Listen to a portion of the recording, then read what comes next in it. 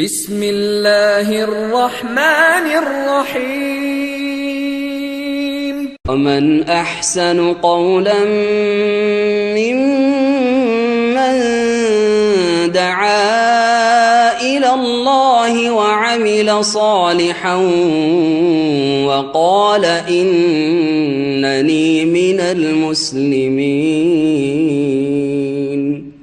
السلام عليكم ورحمة الله وبركاته. بسم الله الرحمن الرحيم. الحمد لله رب العالمين والصلاة والسلام على سيد المرسلين نبينا محمد وعلى آله وصحبه أجمعين. أما بعد فأعوذ بالله من الشيطان الرجيم. بسم الله الرحمن الرحيم.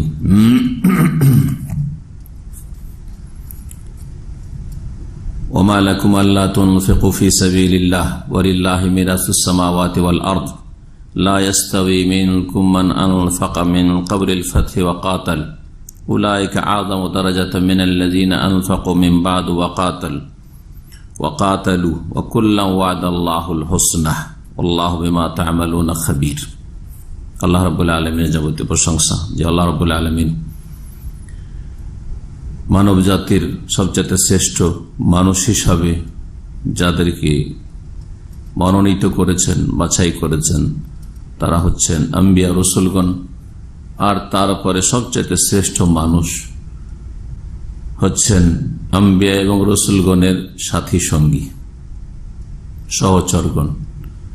শেষ নবী প্রিয় নবী মুহাম্মদুর রাসূলুল্লাহ সাল্লাল্লাহু আলাইহি ওয়াসাল্লাম সবচেয়ে বেশি শ্রেষ্ঠ রসুল। সুতরাং তার সাহাবাই কেরামগণ, তার সহচরগণ সবচাইতে শ্রেষ্ঠ মানুষ আম্বিয়া রসুলগণের, অন্য আম্বিয়া রসুলগণের সাথী সঙ্গদের তুলনায় এবং অন্য মানুষের তুলনায়। আমাদের আলোচনার বিষয়বস্তু মাওলানা মওদুদীর কিতাব খেলাফত ও মুলুকিয়াত পর্যালোচনা এবং তাতে যে গুমরাহিগুলি রয়েছে, যেগুলি মানুষ পড়লে, জানলে, শুনলে সাহাবায়ে কেরাম সম্পর্কে অন্তর পরিষ্কার থাকবে না এবং মুনাফিক হয়ে পড়বে। সাহাবায়ে কেরাম সম্পর্কে যদি কারো অন্তরে বিদ্বেষ বা ঘৃণা সৃষ্টি হয়ে যায় তাহলে সে মুনাফিক বলে বিবেচিত হবে। এই কিতাবটি এত মারাত্মক বিপজ্জনক কিতাব। এই কিতাব থেকে সতর্ক করার উদ্দেশ্যে কিছু কথা এর আগে তুলে ধরেছি, আর আজকে কিছু কথা তুলে ধরব এই খেলাফত ও মুলুকিয়াত থেকে। আমাদের সামনে উর্দু কিতাব রয়েছে, উর্দু কিতাব থেকে পৃষ্ঠা নম্বর সহ কিছু কথা শোনাবো। আল্লাহ রাব্বুল যেন আমাদেরকে এসব গুমরাহি থেকে হেফাজত করেন। এসব গুমরাহির ক্ষেত্রে মুসলিম সমাজের যারা কোরআন সুন্নাহর নির্ভেজাল অনুসারী আহলে হাদিস আলহামদুলিল্লাহ তারা বেঁচে আছেন।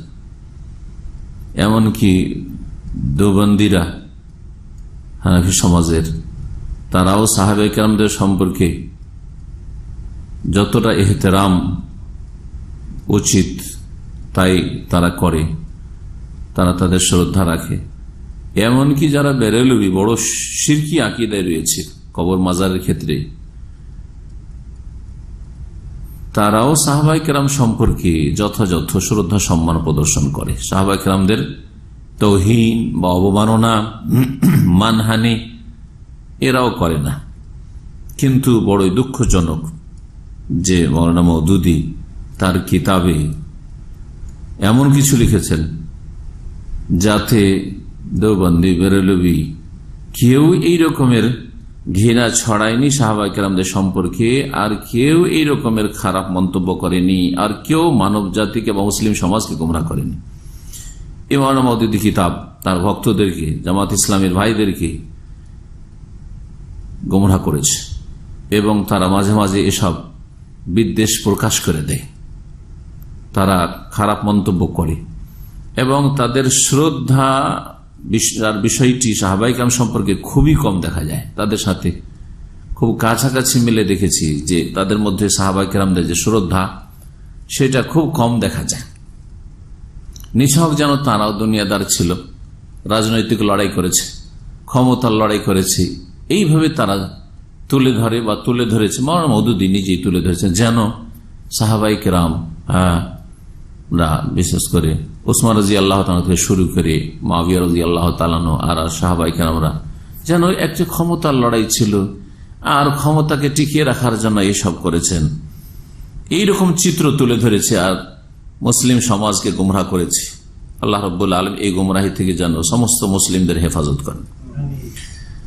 আজকের আলোচনার মূল বিষয়বস্তু হচ্ছে সাহাবী জলিল, সম্মানিত সাহাবী, রাসূলুল্লাহ সাল্লাল্লাহু আলাইহি সাল্লামের শ্যালক মুআবিয়া বিন আবি সুফিয়ান রাদিয়াল্লাহু আনহুমা, তার সম্পর্কে একটি হাদিস শোনাই তার ফজিলত সম্পর্কে, আর তারপরে একটি আয়াত তার সাথে আমি পাঠ করেছি সেটাও পেশ করব, আর এতে যে ভুল ভ্রান্তিগুলি রয়েছে সেগুলি থেকে সতর্ক করব। মুআবিয়া রাদিয়াল্লাহু তাআলা আনহু সম্পর্কে নবী করিম সাল্লাল্লাহু আলাইহি সাল্লামের এক সাহাবী আব্দুর রহমান বিন আবি উমাইরা, তিরমিজির হাদিস, বলছেন ওয়াকানা মিন আসহাবি রাসূলিল্লাহ সাল্লাল্লাহু আলাইহি সাল্লাম। এই আব্দুর রহমান বিন আবি উমাইরা রাসূলুল্লাহ সাল্লাল্লাহু আলাইহি সাল্লামের একজন সাহাবী ছিলেন। তিনি বর্ণনা করেছেন আনিন নবী সাল্লাল্লাহু আলাইহি ওয়াসাল্লাম আন্নাহু ক্বাল, নবী করিম সাল্লাল্লাহু আলাইহি সাল্লাম বলেছেন, কাকে? ক্বালা লি মুআবিয়া, মুআবিয়া রাদিয়াল্লাহু তাআলা আনহুকে উদ্দেশ্য করে দোয়া দিয়েছেন রাসূলুল্লাহ সাল্লাল্লাহু আলাইহি সাল্লাম, আল্লাহুম্মা ইজআলহু হাদিয়াম মাহদিয়া ওয়াহদি বিহি। হে আল্লাহ, তুমি মুআবিয়াকে পথ প্রদর্শক, হেদায়েত প্রদানকারী, হাদিয়ান মানে পথ প্রদর্শক, হেদায়েত প্রদানকারী, মাহদিয়ান এবং হেদায়েত প্রাপ্ত, যাকে হেদায়েত করা হয়েছে, মফুল, হাদিয়ান ইসিম ফাইল আর মাহদিয়ান ইসিম মফুল, তাকে তুমি পথ প্রদর্শক বানাও, অন্যদের যেন হেদায়েত হয় তার মাধ্যমে, আর সেও যেন হেদায়েত প্রাপ্ত থাকে। এই দোয়া করেছেন রাসূলুল্লাহ সাল্লাল্লাহু আলাইহি ওয়াসাল্লাম। ওয়াহদে বিহি, এবং তার মাধ্যমে তুমি অন্যদেরকে সঠিক পথ দেখাও, হেদায়েত করো, অন্যদেরকে সঠিক পথ প্রদর্শন করো। ওয়াহদে বিহি, আল্লাহুম্মা জালু হাদিয়া মাহদিয়া ওয়াহদে বিহি, তিরমিজির হাদিস 3777 নম্বর। আল্লামা আলবানী হাদিসটিকে সহি বলেছেন, সিলসিলা সহিহার 1969 নম্বর হাদিস। এই মুআবিয়া রাদিয়াল্লাহু তাআলা আনহু তার পিতা আবু সুফিয়ান রাদিয়াল্লাহু আনহুর সাথে ইসলাম কবুল করেছেন, এবং রাসূলুল্লাহ সাল্লাল্লাহু আলাইহি ওয়াসাল্লাম তাকে কাতিবে ওহীর লেখক হিসাবে মনোনীত করেছেন। চিন্তা করেন, রাসূলুল্লাহ সাল্লাল্লাহু আলাইহি ওয়াসাল্লামের কাছে ওহী আসছে, আর তিনি ওহী লিখতে দায়িত্ব দিচ্ছেন বা ওহী লিখার জন্য নিযুক্ত করেছেন। যেহেতু লেখা জানতেন, পড়া জানতেন মুআবিয়া রাদিয়াল্লাহু তাআলা আনহু, যারা ওহী লিখতেন কোরআনে কারীম তাদের একজন ছিলেন মুআবিয়া রাদিয়াল্লাহু তাআলা আনহু। চিন্তা করুন, ওলামারা বলেছেন, কোরআন সুন্নাহর ওলামারা, যে অনুযুর কাইফা ইসতামানাহু সাল্লাল্লাহু আলাইহি ওয়াসাল্লাম লিয়াকতুবা ওয়াহিয়াস সামা। চিন্তা করুন যে রাসূলুল্লাহ সাল্লাল্লাহু আলাইহি ওয়াসাল্লাম কিভাবে তাকে বিশ্বস্ত মনে করলেন, লিয়াকতুবা ওয়াহিয়াস সামা, আকাশের ওহী লিখার জন্য রাসূলুল্লাহ সাল্লাল্লাহু আলাইহি ওয়াসাল্লাম বিশ্বস্ত মনে করছেন। যদি সামান্য কিছু তাতে অবাস্তবতা থাকতো, যে তাকে বিশ্বস্ত মনে করা ঠিক নয়, তাহলে রাসূলুল্লাহ সাল্লাল্লাহু আলাইহি ওয়াসাল্লাম বিশ্বস্ত মনে করতেন না। তার চাইতে কে বেশি বুঝেন মানব জাতির মধ্যে? আর যদি রাসূলুল্লাহ সাল্লাল্লাহু আলাইহি ওয়াসাল্লাম যদি সঠিক সিদ্ধান্ত নাউযুবিল্লাহ যদি না পৌঁছে থাকেন, তো আল্লাহ কি সতর্ক করতেন না যে এই লোক বিশ্বস্ত নয়, তুমি একে বিশ্বস্ত মনে করে কোরআনের ওহী কি করে লিখতে বলছো? আল্লাহ তো বারণ করেন নাই, তাই না? নাযালা মিন ইনদিল্লাহি তাবারাকা ওয়া তাআলা, যে ওহী আল্লাহ তাবারাকা ওয়া তাআলার পক্ষ থেকে নাযিল হচ্ছে তা লেখার জন্য বিশ্বস্ত ব্যক্তি হিসাবে বাছাই করেছেন রাসূলুল্লাহ ফাহুয়া মিনাল কাতাবাতে, সে একজন ওহীর লেখক, ওমিন আসহারিহি সাল্লাল্লাহু আলাইহি, এবং রাসূলুল্লাহ সাল্লাল্লাহু আলাইহি সাল্লামের শ্যালক। ফাকাদ তাযাওয়াজা উখতাহু রামলা, তার বোন রামলা রাদিয়াল্লাহু আনহা, রামলা নামে কেউ চেনে না, যে নবী সাল্লাল্লাহু আলাইহি ওয়াসাল্লাম বিবির নাম কি ছিল? রামলা। এটা মানুষ জানে না, আমাদের জনগণ, কিন্তু তার কুনিয়াত, যেমন পুরুষদের কুনিয়াত হয় আবু দিয়ে, তো মহিলাদের কুনিয়াত হয় দিয়ে। তো নবী করিম সাল্লাল্লাহু আলাইহি ওয়াসাল্লাম বিবি আবু সুফিয়ানের মেয়ে, তার নাম কি ছিল?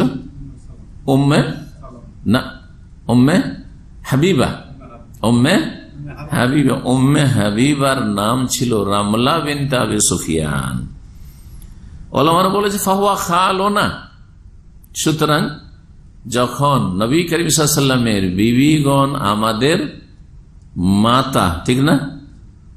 জি, উম্মুল মুমিনিন তিনি, যখন তিনি উম্মুল মুমিনিন, তাহলে তার ভাই উম্মে হাবিবার ভাই আমাদের কি? হ্যাঁ, মামা। ফাহুয়া খালুনা, সুতরাং তিনি আমাদের মামা, উম্মতের মামা। খালুল উম্মা, মুসলিম উম্মার মামা হচ্ছেন কে? মুআবিয়া রাদিয়াল্লাহু আনহু।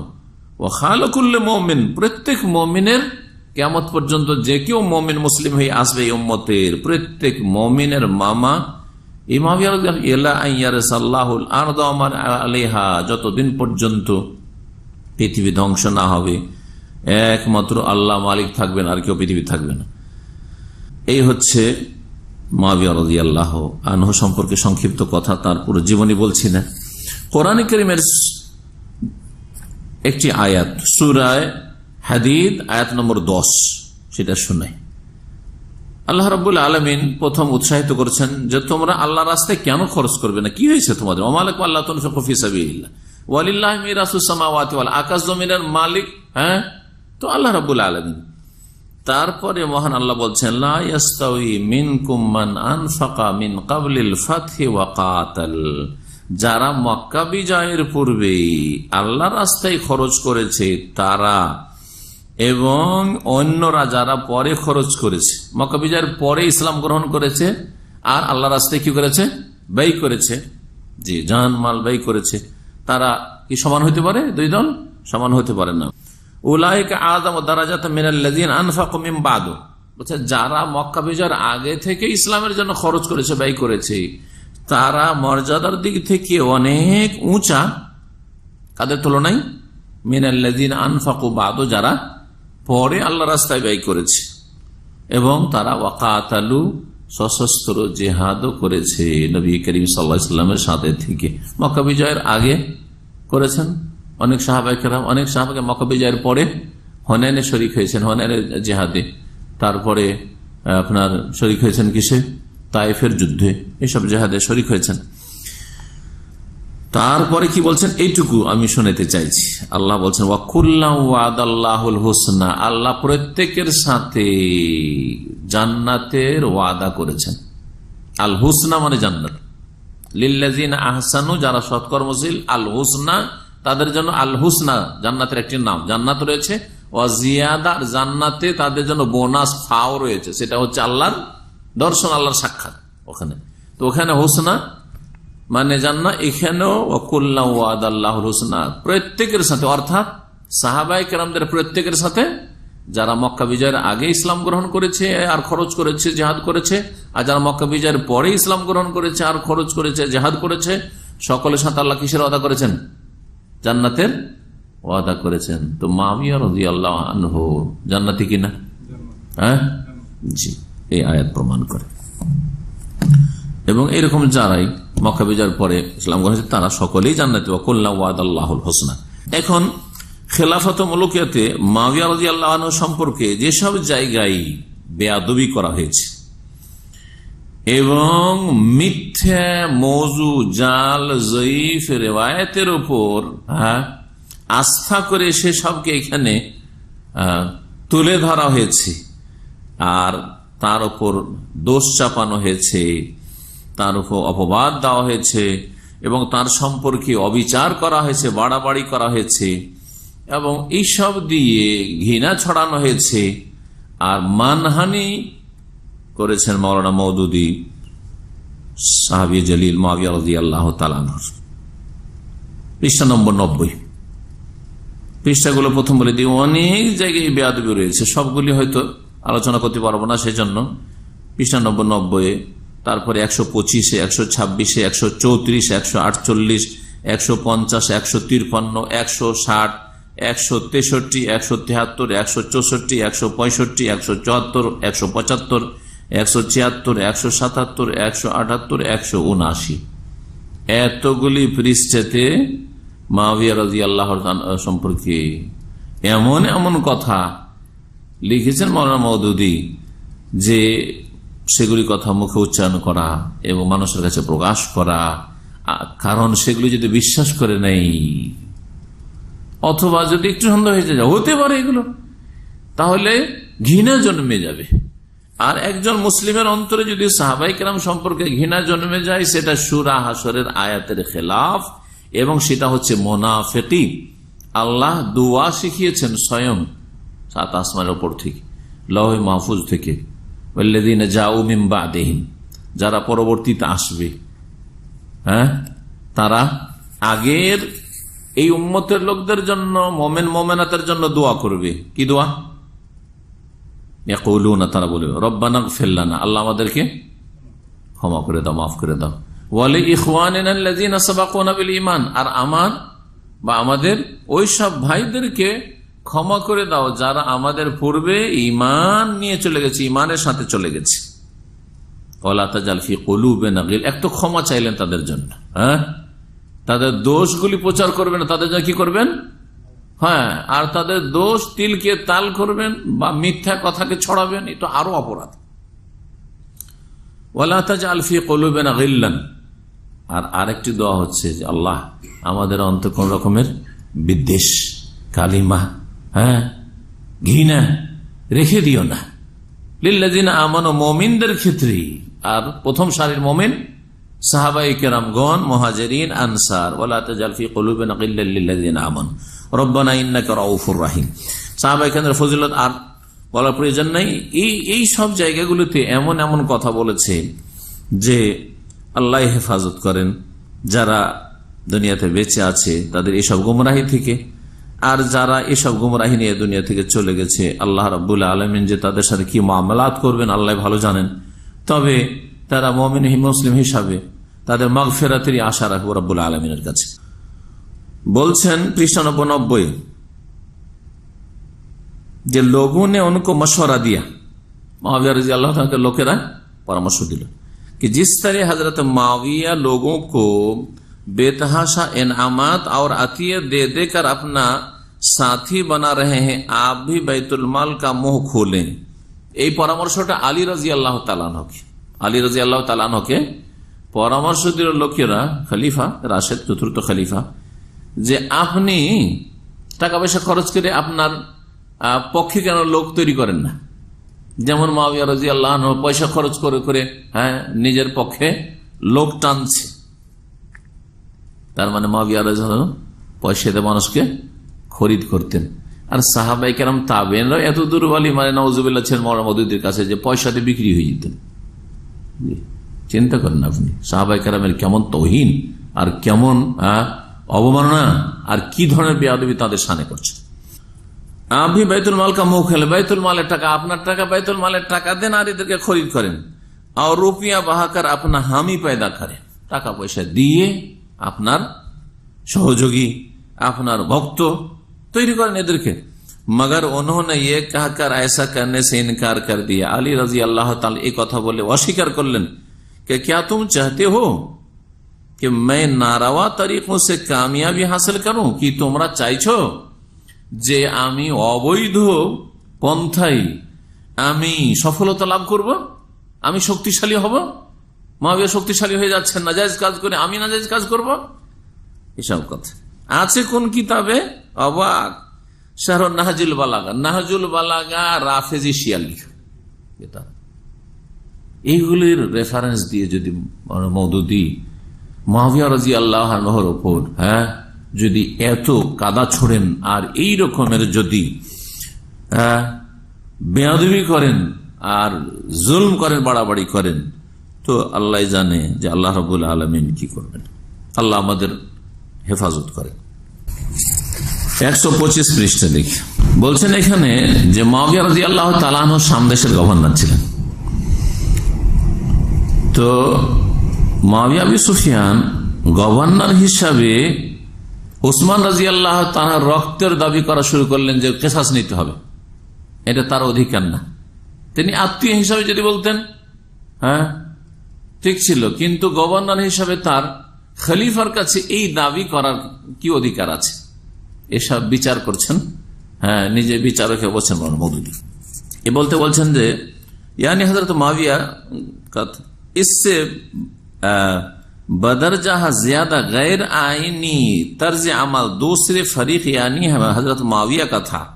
माविया रजी अल्लाह ताला अन्हुर যে বেআইনি তার আদর্শ ছিল, जो माविया बिन सुफियान की हैसियत से नहीं, से माविया हिसाब नहीं जे আমি उस्मान रज़ियल्लाहु आती हूँ, बल्कि शाम के गवर्नर की हैसियत से खून उस्मान का बदला लेने के लिए उठे। আমি গভর্নর শাম দেশের, সুতরাং উসমান রাদিয়াল্লাহু তাআলা আনহুর রক্তের প্রতিশোধ নেব, এর জন্য প্রতিবাদ তিনি জানালেন। মার্কাজি হুকুমত কি ইতাআত সে ইনকার কিয়া, আর সেন্ট্রাল গভর্নমেন্ট যেটাকে বলে মার্কাজি হুকুমত, অর্থাৎ আলী রাদিয়াল্লাহু তাআলা যিনি খলিফা, তার কাছে তার আনুগত্য করতে অস্বীকার করলেন, যে আমি আনুগত্য অতক্ষণ করব না যতক্ষণ উসমান রাদিয়াল্লাহু তাআলা রক্তের বদলা বা কেসাস না নেওয়া হচ্ছে। এই ঘটনা ঠিক যে তিনি বায়াত করতে চাননি, আগে আপনার সাথে আপনার ডানে বামে ঘোরাফেরা করছে এই খুনিরা, এদের ওপর কেসাসের বাস্তবায়ন করে এগুলোকে ধরুন আর কেসাস নেন, আর তারপরে আমি আনুগত্য করব। এটা ছিল মুআবিয়া রাদিয়াল্লাহু তাআলা আনহুর ইজতিহাদ। উসমান আলী রাদিয়াল্লাহু তাআলা ইজতিহাদ কি ছিল, যে আমি এই খুনিদের কাছে নিজেই দুর্বল, আমি খুনিদেরকে ধরে যে কেসাসের বাস্তবায়ন করব, এদেরকে হত্যা করব, এই ক্ষমতা আমার নেই, তুমি শক্ত করো আমার হাতটা। যদি আমি এটা করতে যাই এই সময় এই পরিস্থিতিতে, তাহলে যেমন উসমান রাদিয়াল্লাহু তাআলাকে শহীদ করে দিয়েছে আমাকেও মেরে দিবে, সুতরাং মুসলিম জাতির জন্য আরো বিপদ আসবে, অশান্তি সৃষ্টি হবে। এটা ছিল উসমান কার ইজতিহাদ, আলী রাদিয়াল্লাহু তাআলা আনহুর ইজতিহাদ। ইজতিহাদ দুটোই কোরআন সুন্নাহ আলেমরা বলেছেন, কিন্তু ইজতিহাদে একজন ভুল করে থাকেন মুফতি, আর একজন মুসিব ঠিক করে থাকেন। আলী রাদিয়াল্লাহু তাআলার ইজতিহাদ ছিল ঠিক ইজতিহাদ, সুতরাং দ্বিগুণ সওয়াব পেয়েছেন। মুআবিয়া রাদিয়াল্লাহু ইজতিহাদে তিনি ভুল করেছেন, এটা বলা যেতে পারে, এটাই ওলামারা বলেছেন। কিন্তু মাওলানা মওদুদি ইজতিহাদ মানতে রাজি না, তার নিয়তের আক্রমণ, ইজতিহাদ না। তার আসলে স্বপ্ন ছিল যে এইভাবে ক্ষমতা আমি দখল করব, এই সব কথা বলতে চেয়েছেন। खून उस्मान के मुतालबा का हक अव्वल तो हजरत माविया के बजाय हजरत उस्मान के शरी वारिसों को पहुंचता है। उस्मान रक्तेर যদি দাবি করতে হয় তো সে চাচাতো ভাই বা দূরের আত্মীয়, সে কেন দাবি করবে? দাবি করবে কাছের লোক, মানে উসমান রাদিয়াল্লাহু তাআলার ছেলে মেয়েরা দাবি করবে। এসব যুক্তি আপনাকে কে পেশ করতে বলছে? মাওলানা মওদুদি এগুলো যুক্তি। এখানে বলছেন আমর ইবনে আস রাদিয়াল্লাহু তাআলা আনহুর কথা, যিনি মুআবিয়া রাদিয়াল্লাহু তাআলার পক্ষে ছিলেন। জামালের যুদ্ধ হয়ে গেল, যেটা ছিল সাবাই মুনাফিকদের ষড়যন্ত্র, আর তাতে ক্ষয়ক্ষতি হলো এই মুসলিম উম্মার। আর তারপরে আলী রাদিয়াল্লাহু তাআলার শক্তি ক্ষমতা দুর্বল হয়ে গেল, এই কথা বলতে চাইছেন। বলছেন फिर हजरत अमर इब्न आस के मशवरे से उन्होंने ये फैसला किया कि हजरत अली को खून उस्मान का जिम्मेदार करार देकर उनसे जंग की जाए। मुआविया রাদিয়াল্লাহু তাআলা अन्हु আমর ইবনে আসের সাথে পরামর্শ করলেন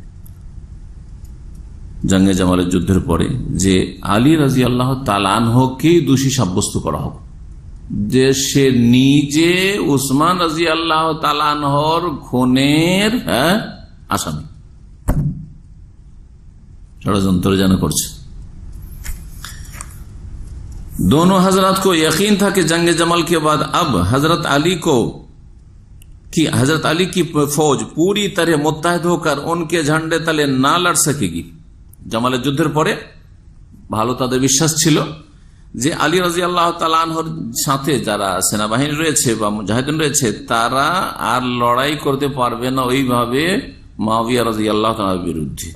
और न इराक उस दिल जमी के साथ उनकी हिमायत कर सकेगा। इराकेर लोकेरा, इराके जेहेतु राजधानी निये चले गए आली রাদিয়াল্লাহু তাআলা, তারাও ওইভাবে साथ देবে ना जो अहले शाम में हजरत मुआविया के लिए पाई जाती थी। किंतु शाम देशेर लोकेरा मुआविया রাদিয়াল্লাহু তাআলার चरम भक्त छिल। इस दौरान में जबकि हजरत मुआविया टाल मटोल कर रहे थे, সেই জন্য আল বাহানা अनुगत्य करছেন। हजरत जरीर बिन अब्दुल्ला ने दमिश्क में शाम के बाअसर लोगों से मुलाकातें करके उनको यकीन दिला कि खून उस्मान का जिम्मेदारी से हजरत अली का कोई ताल्लुक नहीं है। जरीर बिन अब्दुल्ला রাদিয়াল্লাহু তাআলা সাহাবী সম্পর্কে বলছেন যে দমিশ্ক में शाम के बाअसर लोगों से मुलाकात करके, शाम देशे বড় বড় যারা গণ্যমান্য লোক তাদের সাথে সাক্ষাৎ করে এই কথা তাদেরকে বোঝাবার চেষ্টা করলেন যে খুন উসমান की जिम्मेदारी से हजरत अली का कोई ताल्लुक नहीं। আলী রাদিয়াল্লাহু তাআলা কেন খুন করবে, বরং তিনি তো দুই ছেলেকে হাসান হোসেনকে পাহারা দেওয়ার জন্য উসমান রাদিয়াল্লাহু তাআলার কাছে পাঠিয়েছেন। हजरत मुआविया को इससे तशवीश लाहिक हुई যখন জারির বিন আব্দুল্লাহ আলী রাদিয়াল্লাহু পক্ষ থেকে লোকজনকে বোঝাচ্ছিলেন যে না, বিষয়টা এরকম নয় যে আলী রাদিয়াল্লাহু তাআলা উসমানের খুনের সাথে অভিযুক্ত নন। তো এই সময় মুআবিয়া রাদিয়াল্লাহু তাআলা আনহু বিচলিত হইল যে আমি যে টার্গেট বানাচ্ছি যে আলীকে দোষী সাব্যস্ত করব, সেটাতে তো আমি সফল হতে পারছি না। দেখছেন যেন রাজনীতি, আজকালকার এই রাজনীতি নোংরা রাজনীতি চলছে। और उन्होंने एक साहब को इस काम पर मामूर किया कि वे कुछ गवाह ऐसे तैयार करे जो अहले शाम के सामने ये शहादत दे दे कि हजरत अली ही हजरत उस्मान के कत्ल के जिम्मेदार है। তখন মুআবিয়া রাদিয়াল্লাহু তাআলা আনহু একজন লোককে, জনৈক ব্যক্তিকে এই দায়িত্ব দিল যে কিছু সাক্ষী তুমি তৈরি করো, জাল সাক্ষী, নাউযুবিল্লাহ, সাক্ষী তৈরি করো। এই সাক্ষীরা কি করবে, जो अहले शाम के सामने ये शहादत दे दे, शामवासीर काछे साक्षी दिबे तारा जे हजरत अली रादियाल्लाहु अन्हु ने हजरत उस्मान के कत्ल के जिम्मेदार हैं। अली रादियाल्लाहु ताआला अन्हु হচ্ছে उस्मान रादियाल्लाहु ताआला खूनेर मूल होता है। चुनांचे वो साहब 5 गवाह तैयार करके ले आए, 5 जन साक्षी तैयारी कर নিয়ে আসলো और उन्होंने लोगों के सामने ये शहादत दी, ये 5 जन से साक्षी दिलो कि हजरत अली रजी अल्लाह अन्हु ने हजरत उस्मान को कत्ल किया है। अली रजी अल्लाह ताआला उस्मान रजी अल्लाह ताआला के খুন করেছে। চিন্তা করছেন, এসব কথা নকল করছেন এমন এমন ইতিহাসের কিতাব থেকে, যেসব কিতাবে কিছু সহি আছে, কিছু জয়ীফ আছে, জাল আছে, ওইসব কিতাব থেকে নকল করছেন। আর নকল করে মুসলিম সমাজে এমন ভাবে গোমরাহি ছড়াচ্ছেন যে যেন এগুলো একেবারে সত্য কথা। যখন মানুষের অন্তরে ফাটল সৃষ্টি হয়ে যায় আর আপোষে কলহ সৃষ্টি হয়, তখন ছোট দোষকে বড় দোষ করে তুলে ধরা হয়। আর তারপর এই ক্ষেত্রে মূল ইন্ধন জগিয়েছে শিয়া রাফেজিরা। এমন এমন জাল রিওয়ায়াত গড়েছে, হয়তো সূত্র ভালো ভালো সূত্র ভালো ভালো বিশ্বস্ত লোকের নাম দিয়ে এমন এমন কিসসা বয়ান করেছে যাতে করে উসমান রাদিয়াল্লাহু তাআলা আনহুকে না কি বলছি আলী রাদিয়াল্লাহু মুআবিয়া রাদিয়াল্লাহু তাআলা আনহুকে কি করা যায়, দোষী সাব্যস্ত করা যায়। মুআবিয়া রাদিয়াল্লাহু এত অপরাধী যে তিনি একজনকে দায়িত্ব দিলেন যে জাল সাক্ষী তুমি তৈরি করো 5 জনের, তারা সাক্ষী দিবে যে উসমান রাদিয়াল্লাহু তাআলা আনহুর খুনি হচ্ছে আলী রাদিয়াল্লাহু তাআলা। এসব কথা মৌলানা মওদুদী লিখেছেন পৃষ্ঠা নম্বর 134-35। এই 148 পৃষ্ঠাতে রয়েছে যে মুআবিয়া রাদিয়াল্লাহু তাআলা আনহুর যখন শেষ সময়ের দিক আসলো, তখন তিনি চিন্তা করলেন যে আমার পরে কে খলিফা হবে। তখন নিজের ছেলেকে স্থলাভিষিক্ত নায়েব বা ওলি আহাদ নিযুক্ত করলেন, তার নাম নিযুক্ত করে দিলেন যে আমার পরে খলিফা হবে কে, ইয়াজিদ। এই বিষয়টি তুলে ধরেছেন। আর এই বিষয় তুলে কি কিসসা বয়ান করেছেন শোনেন। যে এতদিন চলে আসছিল খেলাফত আলা মিনহাজি নবুয়া, মানে নবীদের তরিকার খেলাফত চলে আসছিল, যে যোগ্য ব্যক্তিকে বাছাই করতে হবে, এইরকম তরিকা চলে আসছিল, আর নিজের বংশী হইতে হবে এইরকমটা নয়। কিন্তু তারপরে বলছেন যে হযরত মুআবিয়া রাদিয়াল্লাহু তাআলা সম্পর্কে বলছেন, लेकिन अपने बेटे यजीद की वली अहदी के लिए खौफ व तमा के जराये से बायत लेकर उन्होंने इस इम्कान का भी खात्मा कर दिया।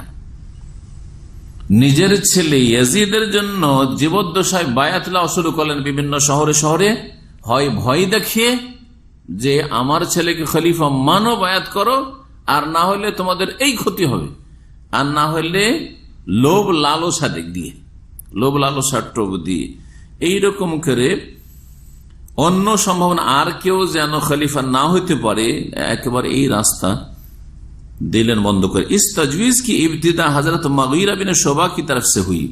এই ইয়াজিদ যে খলিফা হলেন এটা শুরু হলো কি করে, বলছে মুগীরা বিন শুবা। এখন মুগীরা বিন শুবাও এ নিয়েও বড় দোষী, রাফেজি শিয়াদের কাছে বড় দোষী, আর মাওলানা মওদুদী একজন ওই শিয়াপন্থী এবং শিঈউন ইয়াতাসাত্তার বিসুন্নাহ, যেমন তার সম্পর্কে বলেছেন একজন বড় আলেম যে সে একজন শিয়া ছিল কিন্তু সে মুখোশধারী ছিল সুন্নিদের। এই প্রস্তাব কে পেশ করলো যে আপনি ছেলেকে খলিফা বানান? মুগীরা বিন শুবা। हजरत मुआविया उन्हें कूफा की गवर्नर से माजूल करने का इरादा रखते थे। কেমন করে হইল যে কুফার গভর্নর ছিলেন মুগীরা বিন শুবা। মুগীরা বিন শুবা দেখলেন যে আমাকে তো এখান থেকে বরখাস্ত করে দেবে, সরিয়ে দেবে, তা আমি এমন একটা কাজ করি, দরদ দেখাই মুআবিয়ার, তাহলে যাতে করে আমার গভর্নরিটা ঠিক থাকে। उन्हें इसकी खबर मिल गई, फौरन कुफा से दमिश्क पहुंचे। कुफा থেকে দামেস্কে গেলেন, ইরাক থেকে সামদেশে, और यजीद से मिलकर कहा, यजीদের সাথে সাক্ষাৎ করলেন এই মুগীরা বিন শুবা। সাহাবা के अकाबिर और कुरैश के बड़े लोग दुनिया से रुखसत हो चुके हैं। बड़ो बड़ो साहाबा केराम दुनिया থেকে চলে গেছেন, কুরাইশরা দুনিয়া থেকে চলে গেছেন বেশিরভাগ। मेरी समझ में नहीं आता कि अमीरुल मोमिनीन तुम्हारे लिए बायात ले लेने में तामुल क्यों कर रहे हैं। আমি বুঝি না যে তোমার বাবা তোমাকে খলিফা কেন বানাতে চাইছে না, দ্বিধাদ্বন্দ্বে কেন, দ্বিধাগ্রস্ত কেন। यजीद ने इस बात का जिक्र अपने वालिद माजिद से किया। তখন ইয়াজিদ বাপের সাথে এরকম কথা বলল যে মুগীরা বিন শুবা এরকম বলছিল যে আব্বা আপনি দ্বিধাদ্বন্দ্ব কেন, আপনার পরে আমাকে খলিফা বানাবেন, এটা আপনি দ্বিধাগ্রস্ত কেন, এই বিষয়টি আলোচনা করলো। उन्होंने हजरत मुगीरा को बुलाकर पूछा कि क्या बात है जो तुमने यजीद से कही। তখন মুগীরাকে ডাকলেন মুআবিয়া রাদিয়াল্লাহু তাআলা, যে কি ব্যাপার, তুমি আমার ছেলেকে কি বলছিলে। हजरत मुगीरा ने जवाब दिया, मुगीरा तখন जवाब बोलो যে अमीरुल मोमिनीन आप देख चुके हैं कि कत्ल उस्मान के बाद कैसे कैसे इख्तिलाफात और खून खराबे हुई। আপনি দেখলেন যে উসমান রাদিয়াল্লাহু তাআলা শাহাদাতের পরে কত রক্ত ঝরলো, আর উম্মতে মুসলিমার জামালের যুদ্ধে সিফিন এসব মিলে কত যে মানুষ খুন হইল আর অশান্তি কত হইল। अब बेहतर ये है कि आप यजीद को अपनी जिंदगी ही में वली अहद मुकर्रर करके बायात ले लें।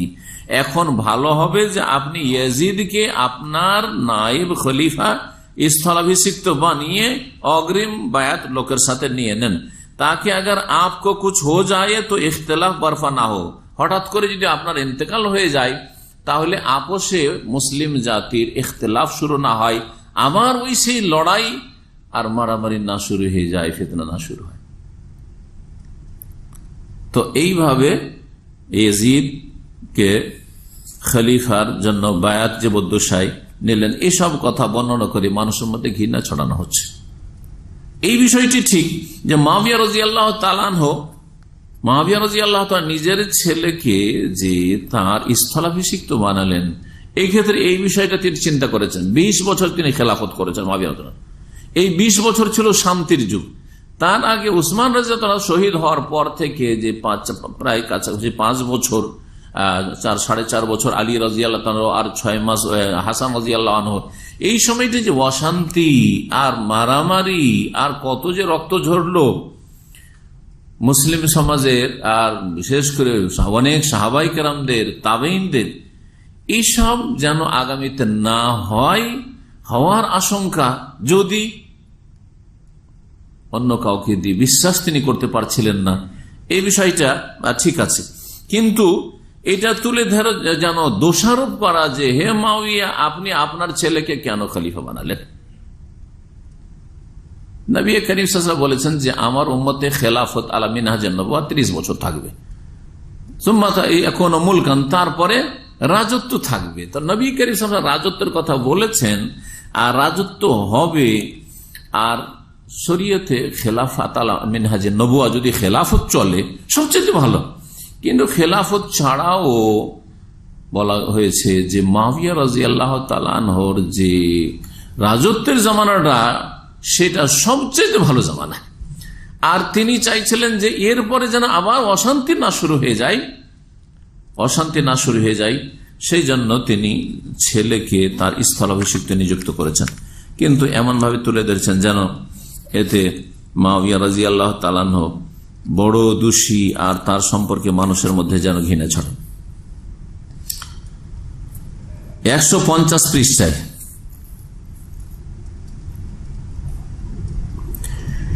বলছেন জিয়াদ কি ওফাত 53 হিজরি, जियाद उबैदुल्लाह बिन जियाद बाप जियाद की वफात के बाद हजरत मुआविया ने यजीद को वली अहद बनाने का फैसला कर लिया जे আমার ছেলে यजीद के আমি वली अहद মানে আমার স্থলাভিষিক্ত বানাবো।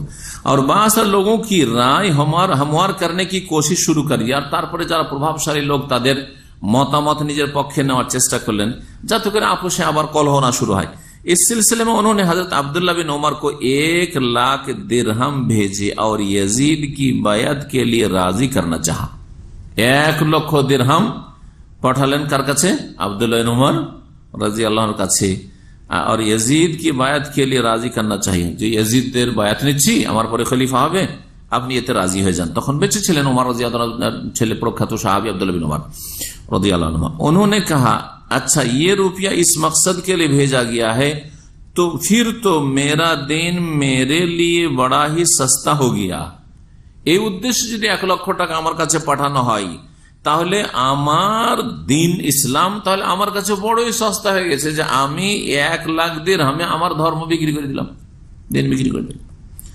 ये कहकर उन्होंने रुपया लेने से इनकार कर दिया। এই বলে তিনি এই উপঢৌকন নিতে অস্বীকার করলেন। বলতে চাইছেন মুআবিয়া রাদিয়াল্লাহু মানুষকে টাকা দিয়ে দিয়ে খরিদ করেছেন আর আব্দুল্লাহ বিন উমরকে খরিদ করার চেষ্টা করেছেন। এসব কিসসা কাহিনী আল্লাহ রাব্বুল আলামিন ভালো জানেন, কিন্তু এসব জাল আর জয়ীফ আর কত রকম মিথ্যা কথা দিয়ে মানুষের অন্তরকে একেবারে ঘৃণাতে ভরে দিয়েছে। এইরকমই 153 পৃষ্ঠাতে মুআবিয়া রাদিয়াল্লাহু তাআলা আনহু সম্পর্কে বড়ই অবমাননামূলক কথা রয়েছে যেগুলি সময়ের স্বল্পতার জন্য বর্ণনা করছি না। 160 পৃষ্ঠায় বলছেন যে এই যে পরিবর্তন খেলাফতে রাশেদার পরে মুআবিয়া রাদিয়াল্লাহু আনহুর জামানাতে যে পরিবর্তনগুলি আসলো, বলছেন যে दूसरी नुमाया तब्दीली ये थी कि दौरे मुलूकियत के आगाज ही से बादशाह किस्म के खुलाफा ने कैसर और किसरा का सा तर्ज जिंदगी इख्तियार कर लिया। খলিফা রাশেদিনের যুগের পরে যখনই বাদশাহী শুরু হলো, মুলুকিয়াত রাজত্ব শুরু হলো, এই তার শুরুতেই তারা রোমান শাসক রাজা আর পারস্য রাজাদের মতো জাঁকজমকপূর্ণ ভোগবিলাসের জীবনযাপন শুরু করে দিল। মুআবিয়া সম্পর্কে এইসব আলোচনা। और उस तरीके को छोड़ दिया जिस पर नबी करीम सल्लल्लाहु अलैहि वसल्लम और 4 खुलाफा राशिदिन जिंदगी बसर करते थे। যেমন নবী করিম সাল্লাল্লাহু আলাইহি ওয়াসাল্লাম জীবন ছিল, 4 খলিফার জীবন ছিল, সেই রকম জীবনটা তারা বাদ দিলেন। शाही हरस माने बॉडीगार्ड और उनके महलों की हिफाजत करने और उनके जेलों में चलने लगे। बॉडीगार्डের সাথে চলতে শুরু করলো। हाजिब और दरबान उनके और आम के दरमियान हाइल हो गए। বাড়িতে দরবান লাগিয়ে দেওয়া যাতে করে বাদশার সাথে বা মুআবিয়া রাদিয়াল্লাহু সাথে কেউ সাক্ষাৎ না করতে পারে, ইয়াজিদের সাথে কেউ সাক্ষাৎ না করতে পারে, এইসব করে দিলে। এইসব বলে মানুষের মধ্যে ঘৃণা ছড়ানো, এই হচ্ছে এই খেলাফত মুলুকিয়াত কিতাবের কাজ। তারপরে 161 পৃষ্ঠায়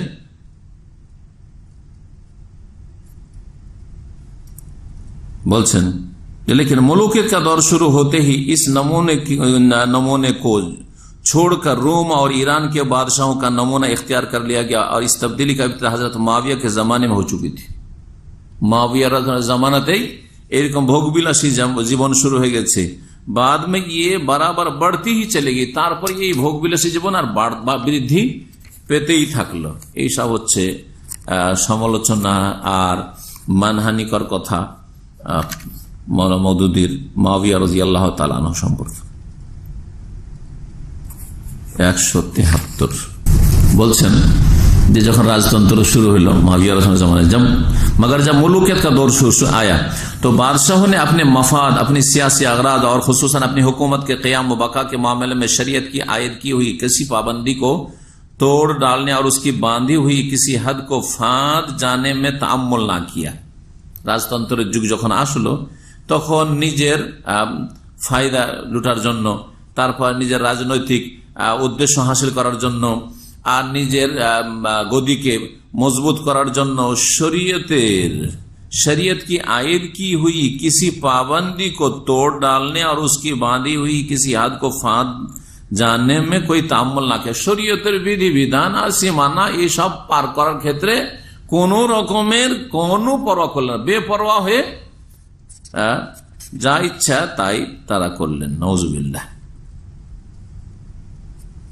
বলছে अगरचे उनके अहद में भी ममलकत का कानून इस्लामी कानून ही रहा, যদিও देशेर आईन कानून छिलो इस्लामी कानून ही छिलो, किताबुल्लाह सुन्नत रसूलुल्लाह की आईनी हैसियत का उनमें से किसी ने कभी इनकार नहीं किया। तारा अस्वीकार करेনি যে কোরআন সুন্নাহ আমরা মানি না, কিন্তু এগুলি বেপরোয়া হয়ে তারা লঙ্ঘন করেছে। नौजुबिल्लाह। लेकिन उन बादशाहों की सियासत दीन के ताबे ना थी। রাজাদের এই রাজনীতি दीনের আওতাভুক্ত ছিল না। उसके तकाजे वो हर जायज और नाजायज तरीके से पूरा करते थे। जायज का नाजायज सब किसी करतो जा स्वार्थे হইতো। और इस मामले में हलाल और हराम की तमीज रवा ना रखते थे। हलाल हराम কোনো পার্থক্য ছিল না। मुख्तलिफ खुलाफाए बनी उमैया के अहद में कानून की पाबंदी का क्या हाल रहा, इसे हम आगे के सूत्र में बयान करते हैं। বিভিন্ন রাজাদের যুগে আইন কানুনের অবস্থা কি ছিল আমি বর্ণনা করব। তারপর বলছেন हजरत माविया के अहद में, माविया जुगेर अवस्था, ये पॉलिसी हजरत माविया की अहद ही से शुरू हो गई थी। आईन कानून माना मानी नहीं, निजेर राजनैतिक उद्देश्येर जन्य जे कोनो काज करो और शरीयतेर विधि विधान लंघन करो, এটা শুরু হয়েছে মাविया রাদিয়াল্লাহু তাআলা আনহুর যুগ থেকে। সব কথা 174 পৃষ্ঠায় বলছেন और एक और निहायत मकरूह बिदअत हजरत माविया के अहद में शुरू हुई। घृणित एक बिदअत शुरू करा ही छिलो माविया रादियाल्लाहु আমলে कि वो खुद और उनके हुक्म से उनके तमाम गवर्नर खुतबों में बरसर मिंबर हजरत अली रज़ियल्लाहु अन्हु पर सब व शत्म की बोछाड़ करते थे। नौजुबिल्लाह। বলছে স্বয়ং নিজে মাविया এবং তার প্রত্যেক গভর্নর জুমার খুতবায়, ঈদের খুতবায় মেম্বারে চেপে আলী রাদিয়াল্লাহু তাআলা আনহুকে গালমন্দ করত। এসব কথা শিয়াদের জালিয়াতি, শিয়াদের মিথ্যাচার, শিয়াদের বানাওটি, যাদের ধর্মই মিথ্যার উপর নির্ভরশীল। हत्ता के मस्जिद नबवी मिंबर रसूल पर आईन रौज़ा नबवी के सामने हुजूर सल्लल्लाहु अलैहि वसल्लम के महबूब तरीन अजीज को गालियां दी जाती थी। नौजुबिल्लाह। मस्जिद नबवीर मेम्बारेও नबी करीम सल्लल्लाहु अलैहि वसल्लम प्रियजन आली রাদিয়াল্লাহু তাআলা के गालमंद करा হইতো। और अली রাদিয়াল্লাহু अन्हु की औलाद और उनके करीब तरीन रिश्तेदार अपने कानों से गालियां सुनते थे। निजे गालगुली तारा শুনত। আছে এমন এমন কিতাবে, যেসব কিতাবে বহু জাল কথা, তারিখে তাবারি, ইবনুল আসির, এসব কিতাবের হাওয়ালা দিয়ে কিতাবে থাকলে হইলে উঠিয়ে মৌলানা মওদুদি এসব লিখে দিয়েছে। চিন্তা করেন যদি এই ঘটনা বিশ্বাস করেন নাই কেউ যে খুতবাতে, জুমার ঈদের খুতবাতে আলী রাদিয়াল্লাহু তাআলা কে গাল দেওয়া হইতো, যেগুলো শিয়াদের মিথ্যার ছড়াছড়ি, তাহলে মুসলিমদের অন্তর অবস্থাটা কি হবে? ওয়ালা তাজাল ফি কুলুবিনা গিল্লান থাকবে যে আল্লাহ আমাদের অন্তরে ঘৃণা রাখিও না, বিদ্বেষ রাখিও না, থাকবে না বিদ্বেষে ভরপুর হয়ে যাবে। এ কথাই আমি শুরুতে এই কিতাব নিয়ে আলোচনা করতে বলেছি যে নাউজুবিল্লাহ, এই কিতাব কেউ যদি পড়ে আর বিশ্বাস করে নাই, আধা বিশ্বাস করে নাই, হতে পারেও যদি হয়ে যায়, তাহলে সেই ব্যক্তি সহি সালামত ঈমান নিয়ে বেরিয়ে আসতে পারবে না, মুনাফিকও বেরিয়ে আসবে। সাহাবায়ে কেরাম সম্পর্কে যারা বিদ্বেষ রাখে তারা হচ্ছে মুনাফিক, কপট।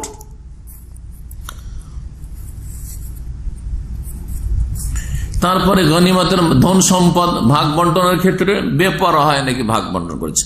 माल गनीमत की तकसीम के मामले में 174 पृष्ठ, माल गनीमत की तकसीम के मामले में भी हजरत माविया ने किताबुल्लाह और सुन्नत रसूलुल्लाह के सरी अहकाम की खिलाफ वर्जी की। কোরআন সুন্নাহর বিধি বিধানের प्रकाश्य विरोधिता करेছেন नाउजुबिल्लाह। किताब सुन्नत के रूह से पूरे माल गनीमत का 5वां हिस्सा बैतुल माल में दाखिल होना चाहिए, 5 भाग बैतुल माल आसमान, और बाकी 4 हिस्से उस फौज में तकसीम किए जाने चाहिए जो लड़ाई में शरीक हुई हो। लेकिन हजरत मुआविया ने हुक्म दिया कि माल गनीमत में से चांदी सोना उनके लिए अलग निकाल लिया जाए, सोना स्वर्ण चांदी আমার জন্য থাকবে এটা, फिर बाकी माल शरी कायदे के मुताबिक तकसीम किया जाए, बाकी धन सम्पदगुली शरीयतेर विधान मोताবেক भाग बंटन करा হবে। এই সব কিচ্ছা কাহিনী শুনিয়ে মুসলিম জাতির অন্তরে বিদ্বেষ সৃষ্টি করেছে মাওলানা মওদুদী। আল্লাহ রাব্বুল আলামিন যে কি মামলা করবেন আল্লাহ ভালো জানেন।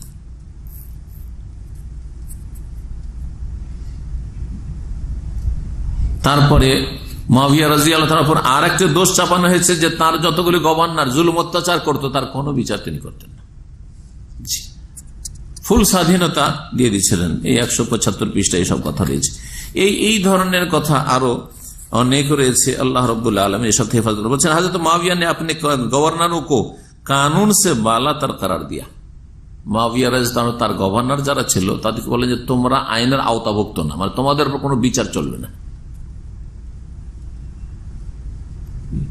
এটা তো কোনো কাফের দেশে শুনেছি, নেপালের রাজতন্ত্রে শুনেছি যে সেখানে রাজ পরিবারের সদস্যদের কোনো বিচার হবে না, ওরা আদালতের বিচার আওতাভুক্ত না। আলহামদুলিল্লাহ সৌদি আরবে তো নাই, সৌদি আরবে তো রয়্যাল ফ্যামিলির লোককে কেসাসে হত্যা করা হয়েছে, আপনারা জানেন গত বছরের ঘটনা বা তার আগের বছরের ঘটনা জানেন। আর মুআবিয়া রাদিয়াল্লাহু আনহু জামানার উপর এই মিথ্যা তোহমত অপবাদ লাগানো হচ্ছে যে তার গভর্নররা আইনের ঊর্ধ্বে ছিল। এসব কথা একমাত্র শিয়া রাফেজি বলতে পারে। उनका गवर्नर अब्दुल्ला बिन अमर बिन गैलान एक मरतबा बसरे में मेंबर पर खुतबा दे रहा था। एक शख्स ने दौरान खुतबा में उसको कंकर मार दिया। उस पर अब्दुल्ला ने उस शख्स को गिरफ्तार कराया और उसका हाथ कटवा दिया। এসব কিসসা কাহিনী আল্লাহ আলম যদি হয়েও থাকে ব্যক্তি পর্যায়ে তাহলে জুলুম অত্যাচার হয়েছে, কিন্তু এইসব কথা তুলে ধরা যেসব হয়েছে হয়নি আল্লাহ আলম, আর যদি হয়ে থাকে তাহলে যে জুলুম করেছে সে এগুলির জন্য আল্লাহর কাছে যা পর পেয়ে গেছে আফজা ইলা মা কাদ্দাম, কিন্তু এগুলো কথা আবার তুলে ধরে মুসলিমদেরকে গোমরাহ করা। এইরকম 176 পৃষ্ঠায় এই ধরনের কিসসা কাহিনী বর্ণনা করে বিদ্বেষ ছড়ানো হয়েছে। 179 पृष्ठ ठीक वही रकम मुआविया संपर्क बोलते हैं हजरत मुआविया के अहद में सियासत को दीन पर बाला रखने और सियासी अगराज के लिए शरीयत की हदें तोड़ डालने की जो इब्तिदा हुई थी, বলছে মুআবিয়া রাদিয়াল্লাহু তাআলা জামানায় দিন ইসলামের উপর রাজনৈতিক স্বার্থকে কি করা হয়েছে, প্রাধান্য দেওয়া হয়েছে, এটা শুরু হয়েছে। এবং শরীয়তের যে সীমারেখা রয়েছে সেটা লঙ্ঘন করা হয়েছে, এটা শুরু হয়েছে। उनके अपने नामजद करदा जानशीन यजीद के आहद में वो बदतरीन नताइज तक पहुंच गए। শুরু করেছেন মুআবিয়া রাদিয়াল্লাহু তাআলা আনহু, আর তার স্থলাভিষিক্ত তার ছেলে ইয়াজিদের যুগে সেটা একবারে জঘন্য পরিণতি পর্যন্ত পৌঁছে গেছে। অর্থাৎ শরীয়তের কোন পরোয়া নেই, দিন ইসলামের উপর প্রাধান্য পেয়েছে কি রাজনৈতিক লক্ষ্য উদ্দেশ্য। 179 পৃষ্ঠা। আর বেশি এসব না শুনিয়ে শেষখানে দোয়া করি আল্লাহ রাব্বুল আলামিন যেন আমাদের অন্তরকে সাফ রাখার তৌফিক দান করেন। এবং শিয়া রাফেজিরা সাহাবায়ে কেরাম সম্পর্কে আমভাবে 4-5 জন সাহাবী ছাড়া তাদের কুফরি ফতোয়া রয়েছে। আর বিশেষ করে মুআবিয়া রাদিয়াল্লাহু আনহু, আমর ইবনে আস, আর তারপরে আপনার মুগীরা বিন শুবা, আর এইরকম বেশ কিছু সাহাবায়ে কেরাম যাদের নাম আসছে মুআবিয়া রাদিয়াল্লাহু আনহুর খেলাফত আমলের সাথে তাদের সম্পর্ক, তাদের যে মিথ্যার ছড়াছড়ি, এই সব কথাগুলি প্রায় কথাগুলি মাওলানা মওদুদী যেন বিশ্বাস করে এই কিতাবে তুলে ধরেছেন। আল্লাহ রাব্বুল আলামিন এইসব অনিষ্ট থেকে, গুমরাহি থেকে আমাদের হেফাজত করেন। এবং আমাদের আহলে হাদিস অনেক ভাইরাই যারা এই জামাত ইসলামীর সাথে লেগে গিয়ে গুমরাহির শিকার হয়েছে তাদেরকে ফিরে আসার তৌফিক দান করেন।